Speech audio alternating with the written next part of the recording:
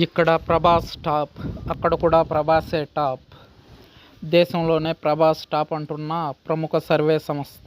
అసలేమైందంటే, Tollywood star హీరోలలో ఒకరైన Prabhas craze, fan following, popularity పరంగా టాప్లో ఉండగా, ప్రభాస్ కల్కి 2898 ఏడీ సినిమాతో ఎన్నో అరుదైన రికార్డులను తన ఖాతాలో వేసుకున్న సంగతి తెలిసిందే.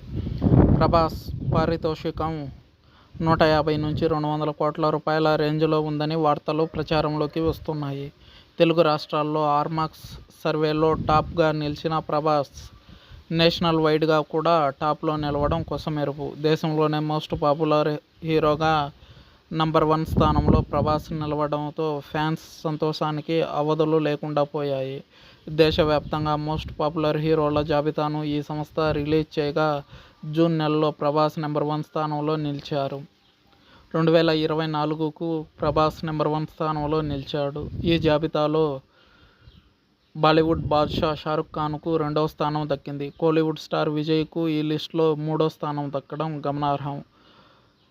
ఐకాన్ స్టార్ అల్లు అర్జున్కు 6వ స్థానం నిలవగా, యంగ్ టైగర్ ఎన్టీఆర్ 7వ స్థానంలో నిలిచారు. ఇప్పటి వరకు పాన్ ఇండియా సినిమాలు చేయకపోయినా దేశవ్యాప్తంగా స్టార్ హీరోగా మహేష్ బాబుకి ఎంతో క్రేజ్ ఉంది. మహేష్ బాబు 8వ స్థానం దక్కడం అభిమానులు ఎంతో ఆనందానికి గురయ్యారు. ఈ జాబితాలో 7వ స్థానంలో అక్షయ్ కుమార్, 9వ స్థానంలో సల్మాన్ ఖాన్ నిలవగా, 10వ స్థానంలో రామ్ చరణ్, హృతిక్ రోషన్ నిలిచారు.